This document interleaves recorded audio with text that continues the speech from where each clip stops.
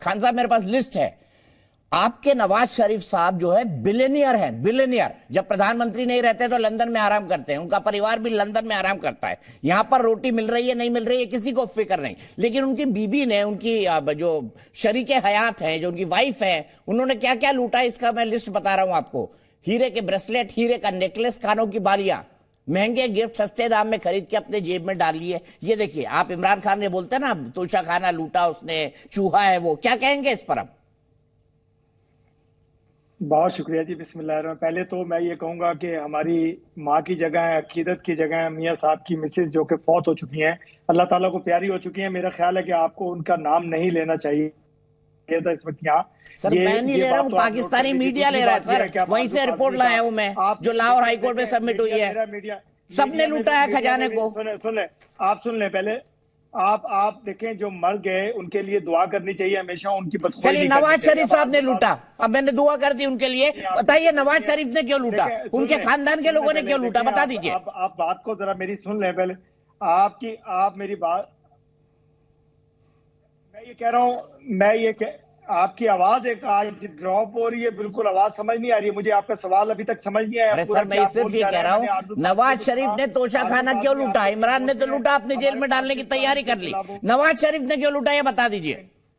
आपके पार्टनर आसिफ अली जरदारी ने क्यों लूटा ये बता दीजिए। ये जो घड़ी, मैं कह रहा हूं कि उन्होंने नहीं लूटा, उन्होंने तोहफा अपने जो सरकारी रेट था उस पे लिया। अब जो जिसका चर्चा ज्यादा हो रहा है इमरान खान न्याजी का, उसका चर्चा इसलिए अरे आपकी कोर्ट में रिपोर्ट आई है भाई, 50% प्राइस सेटल की। और 20 आप सुन ले ना दीपक, सुने, सवाल किया जवाब लें। इमरान खान न्याजी ने 50% प्राइस सेटल की और 20% पे चोरी कर लिया सामान। और दूसरा जो ज्यादा चर्चा हुआ वो, क्योंकि उस घड़ी के ऊपर खाना काबा की तस्वीर, वो हमारे लिए अकीदत की जगह थी, वो अकीदत है हमारे लिए। और आपके प्रधानमंत्री ने वही बेच दिया। बेचना, ये जुर्म उसने किया। और दूसरा जुर्म उसने ये किया कि जो चीज बेची, फिर आगे से मानने की बजाय कहता है मेरा तोहफा मेरी मर्जी।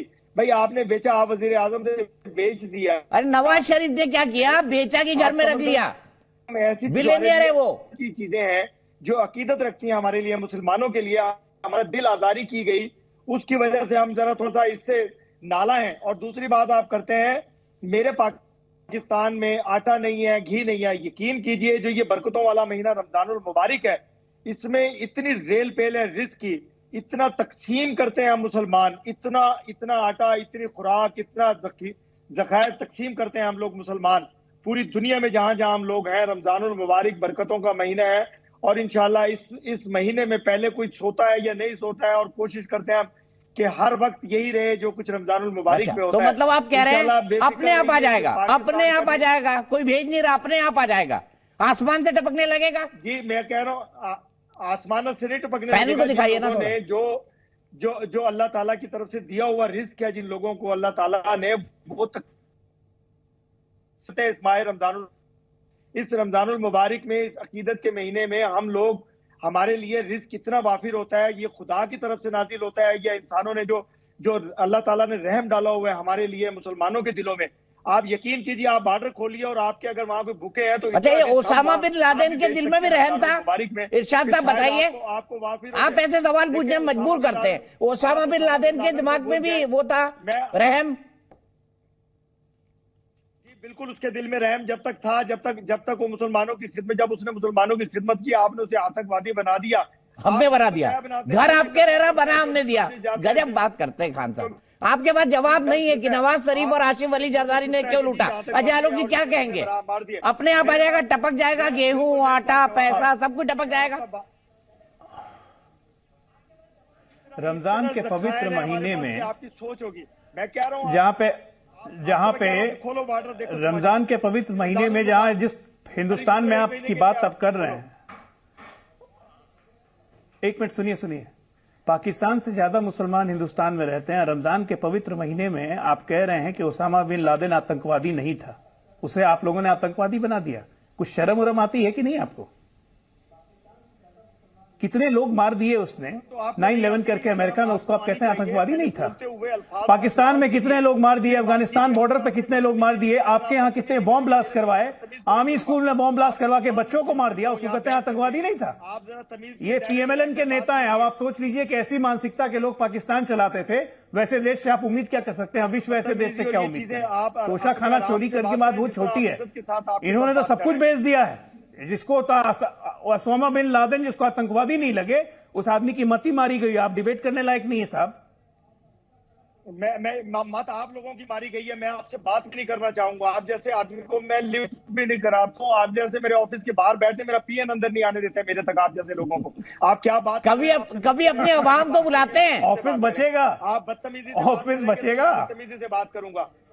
ऑफिस बचेगा आपका, देश बचेगा तब ना ऑफिस बचेगा, ना पार्टी बचेगी ना ऑफिस बचेगा।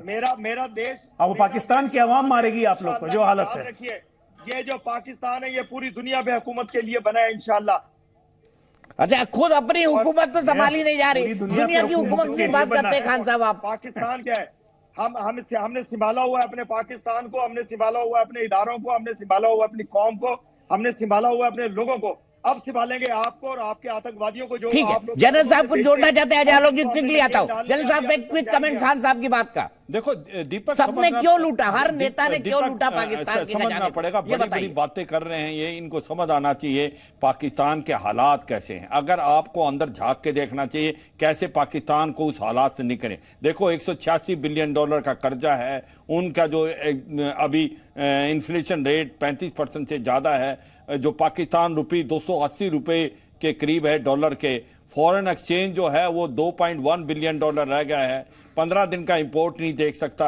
और उसके बाद एक्सपोर्ट जो है टेक्सटाइल का जो था मेन, वो भी बिल्कुल जीरो हो गया है, इन्वेस्टमेंट आ नहीं रही, इंपोर्ट बढ़ते जा रहे हैं, लग्जरी कार अभी भी इंपोर्ट ज़्यादा हो रही हैं। तो ऐसे में गरीबों और अमीर के बीच में एक जो दरार है वो बढ़ती जा रही है। तो पाकिस्तान को अंदर झांकना चाहिए, बहुत हालात खराब हैं और हम चाहते हैं पाकिस्तान के हालात ठीक हों, मगर ये सच्चाई है पाकिस्तान जो है सुधरने को तैयार नहीं है। अब जिस प्रकार IMF है, अभी लोन जो है उसने रिस्ट्रिक्शन लगा दी है, उसने श्रीलंका को लोन दे दिया मगर पाकिस्तान को नहीं दिया, क्योंकि उसने जो रिस्ट्रिक्शन लगाई हैं वो बहुत मुश्किल है उनको करना। उन्होंने लगाया कि मिलिट्री के जो आप एक्सपेंडिचर कर रहे हैं उसको 15% कम करें। वो क्या ये कर सकती है गवर्नमेंट? क्या किसी की हिम्मत है कि ISI और पाकिस्तान की आर्मी के बजट को कम करे? तो सच्चाई है पाकिस्तान को अंदर झांक के देखना पड़ेगा अगर वो इस सिचुएशन से निकलना चाहते हैं। भारत भी चाहता है कि पाकिस्तान निकले क्योंकि हमारा पड़ोसी देश है, मगर ये सच्चाई है पाकिस्तान के हालात बहुत खराब हैं। और ये समझना चाहिए कि आतंकवाद का जब तक ये साथ नहीं छोड़ेंगे तब तक कुछ नहीं होगा। अभी भी ये गुड और बैड टेररिस्ट के बीच में फर्क करते हैं। ये जो टेररिस्ट लश्कर तौबा जैसे मोहम्मद जिसको भारत में भेजते हैं उसको ये गुड टेररिस्ट बोलते हैं, और जो तहरीके तालिबान पाकिस्तान जो इनको हिट करता है उसको ये बैड टेररिस्ट बोलते हैं। और फिर बोलते हैं कि पाकिस्तान आतंकवाद का विक्टिम है। भाई आतंकवाद शुरू किसने किया? आतंकवाद तो आपने शुरू किया। हिलेरी क्लिंटन को भूल के 2013 में जिसने बोला था कि अगर आप अपने कोर्टयार्ड में सांप पालेंगे और सोचेंगे कि आपके पड़ोसी को ही डसेगा, एक दिन आपको डसेगा। वो समय आ गया है। और IMF लोन क्यों नहीं दे रहा? आपको मालूम है फाइनेंशियल एक्शन टास्क फोर्स ने हमको ग्रे लिस्ट में रखा हुआ था कितने टाइम तक। ये भारत ने तो नहीं रखा ना। उसकी वजह यह है जब तक आप फंडिंग नहीं छोड़ेंगे, आप टेररिस्ट के ऊपर एक्शन नहीं लेंगे तो ऐसी ही हालत होगी, ये समझना चाहिए। और ये देखें आज जिस तालिबान को आप अफगानिस्तान में लेके आए थे उसकी क्या हालत है। बहुत पॉइंटेड बात कही, बहुत पॉइंटेड बात कही जनरल साहब ने। क्या आप आर्मी के एक्सपेंडिचर को कम कर पाएंगे? क्या आप ISI के एक्सपेंडिचर को कम कर पाएंगे? ISI का तो अनडिस्क्लोज्ड एक्सपेंडिचर होता है भाई। बिस्मिल्लाहिर्रहमानिर्रहीम। बहुत शुक्रिया दीपक। पहली बात तो ये कि हमें जरूरत ही नहीं है अपनी फौज के एक्सपेंडिचर्स को कम करने के लिए। हमारा दिमाग नहीं खराब कि हम अपनी फौज के एक्सपेंडिचर्स तो लोन कहां से लाएंगे? यार वो हमारा हेडेक है, आप परेशान ना हो उसके लिए। वो हमारा हेडेक है, हम उसको मैनेज कर लेंगे, उसकी तसल्ली रखें। बाकी जनरल साहब अभी कह रहे थे कि पता नहीं किसने 2013 में कहा कि अगर आप अपने आंगन में सांप पालेंगे और आप ये एक्सपेक्ट करेंगे कि वो अपने आपके हमसाये को काटेगा, एक दिन आपको डसेगा। जनरल साहब बिल्कुल दुरुस्त कह रहे हैं। ये वही सांप है जो भारत पाल रहा था और आज पंजाब में वो आपको डस रहा है और आप लोगों को तकलीफ हो रही है।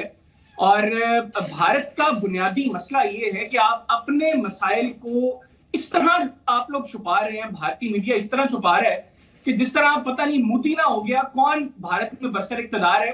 देखिए, मैं मानता हूं कि हमसे कुछ गलतियां हुई हैं, कुछ नहीं, बहुत गलतियां हुई होंगी माजी में।